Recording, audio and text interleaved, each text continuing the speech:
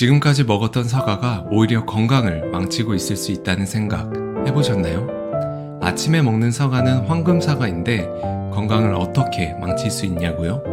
사실 아침 황금 사과는 모두에게 해당되는 이야기는 아닙니다. 개인의 건강 상태에 따라 다르기 때문인데요. 평소 위염, 위궤양 등 위가 약한 사람은 빈속에 사과를 먹을 경우 속쓰림을 유발할 수 있다고 합니다. 사과의 영양소 가운데 구연산이라는 성분이 있습니다. 과일에 함유된 유기산으로 피로 해소에 도움이 되는 성분인데요. 구연산도 산이기 때문에 평소 위가 약하신 분들이 공복에 드시면 오히려 위에 좋지 않습니다. 위가 약하신 분들은 사과를 먹기 전 위벽을 보호하는 비타민 U가 많은 양배추나 삶은 달걀을 먼저 드신 후에 사과를 드시면 건강 효과를 제대로 보실 수 있습니다. 사과는 식이섬유가 풍부하기 때문에 아침 배변 활동에도 도움이 되어 상쾌한 하루를 열 수 있습니다.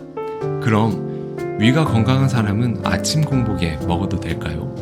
네, 먹어도 됩니다. 위가 튼튼한 사람은 공복에 사과를 드시는 것도 좋은데요. 하지만 건강한 사람도 사과가 체질에 맞지 않으면 신물이 올라오고 소화가 안 된다고 하니 참고하시기 바랍니다. 그럼 사과를 어떻게 먹어야 할까요? 평소에도 사과는 껍질째 먹는 것이 좋다라는 말을 자주 듣는데요. 껍질채로 드시는 분들은 과연 얼마나 있을까요? 한 설문조사에 의하면 껍질째 사과를 먹는 소비자는 10명 중 4명뿐이라고 합니다. 사과 껍질을 먹지 않는 이유 중에서 가장 큰 이유가 농약 잔류 우려와 껍질의 거친 식감이라고 하는데요. 사실 요즘 이슈가 되고 있는 사과 표면에 바르는 코팅제인 왁스도 걱정하시는 분들이 크게 늘고 있습니다. 마트에서 파는 사과 중 유독 매끈하고 반짝거리는 사과가 있죠.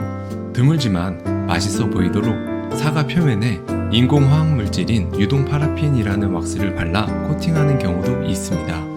유동 파라핀이 인체에 흡수될 경우 체내에서 소화 흡수되지 않아 복통과 설사를 일으킬 수 있고 비타민 A, D, E 등 지용성 비타민의 흡수를 감소시킬 수 있다고 합니다.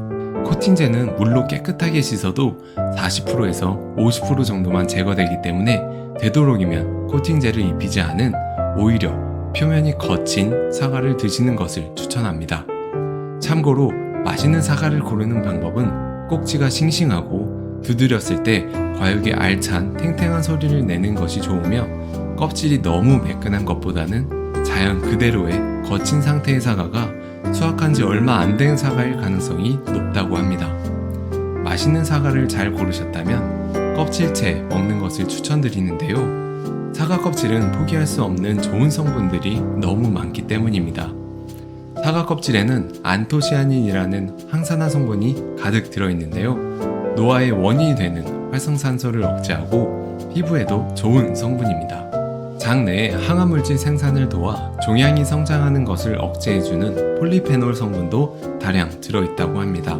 폴리페놀 이외에도 트리터페노이드라는 성분은 항산화 성분으로 각종 암 예방에 도움을 주고 퀘르세틴 성분은 혈관염증을 억제해 폐질환이나 심장질환 발병률을 낮춰줍니다. 이렇게 좋은 성분들이 가득한 사과 껍질, 어떻게 씻어야 안전하게 섭취할 수 있을까요?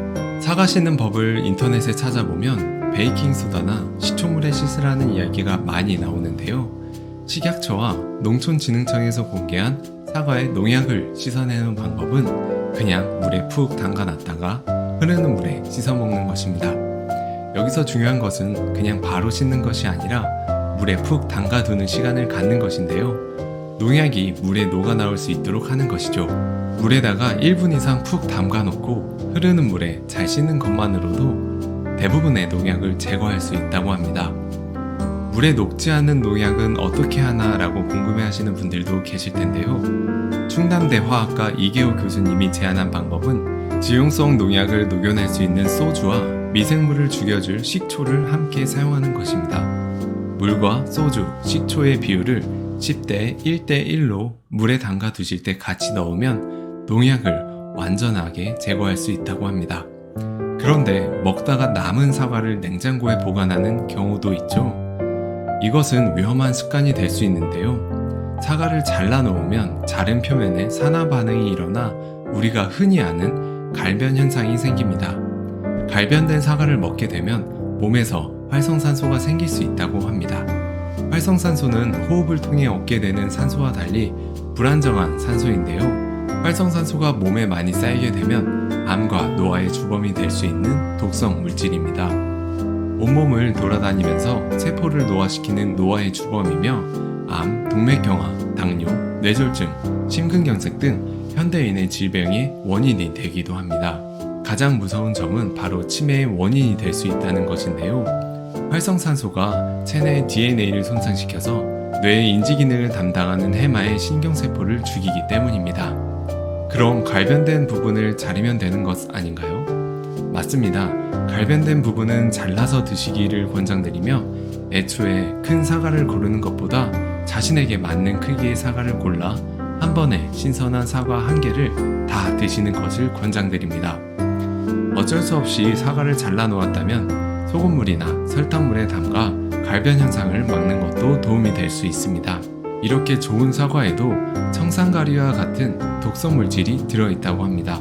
사과에는 아미그달린이라는 성분이 있는데 장내 효소와 반응하면 시아나물, 즉 청산가리가 된다고 합니다. 청산가리가 될 수 있는 아미그달린은 바로 사과 씨에 들어있는데요. 물론 사과 씨를 드시는 분들은 드물기도 하고 어른의 경우 소량의 씨를 삼켰다고 해서 몸에 이상 반응이 나타나지는 않는다고 합니다. 다만 어린아이의 경우 어른보다 내성이 약하기 때문에 소량의 씨도 조심하는 것이 좋습니다. 사과를 썰다가 씨가 잘린 경우 칼을 물로 다시 한번 씻고 사과를 다시 써는 것이 좋다고 합니다. 참고로 사과는 배, 감 등과 함께 보관하면 좋지 않다고 합니다. 사과에서는 작물의 부패를 촉진하는 에틸렌 가스가 나오기 때문인데요. 다른 과일과 분리해서 보관하는 것이 좋다고 합니다. 만약 같이 보관해야 한다면 사과를 키친타올로 감싼 뒤 투명 비닐봉지나 랩으로 감싸서 보관하는 것을 추천드립니다. 이번 영상에서는 건강에 좋은 사과를 더 건강하고 안전하게 먹는 방법에 대해서 알아봤습니다. 잊어버리지 않기 위해 정리를 해볼까요? 첫 번째, 위가 좋지 않으신 분은 아침 공복에 사과를 드시는 것을 피하시고 사과를 공복에 바로 드시기보다 위벽을 보호하는 양배추나 삶은 달걀을 먼저 드신 후에 사과를 드시기 바랍니다. 두 번째, 표면이 유독 반짝거리고 윤기가 흐르는 사과는 표면에 코팅제를 바른 사과일 수 있으니 오히려 표면이 거친 사과를 고르시는 것을 추천합니다. 세 번째, 사과를 씻을 때는 농약이 물에 녹아 나올 수 있도록 물에 1분 정도 푹 담가 놨다가 흐르는 물에 씻거나 물, 소주, 식초를 10대 1대 1의 비율로 담가 놓으면 농약이 완전히 사라진다고 합니다.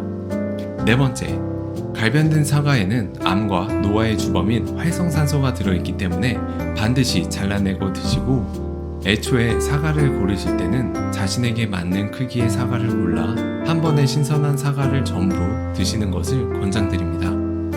다섯 번째, 사과 씨에는 청산가리와 같은 독성 물질이 있기 때문에 사과 씨를 반드시 제거하시고 어린아이에게는 소량의 사과 씨도 위험할 수 있으니 세심한 주의가 필요합니다.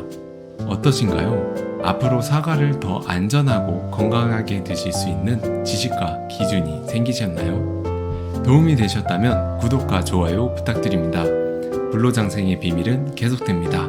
더 좋은 건강 정보로 찾아뵙겠습니다. 한 주 동안 건강하세요.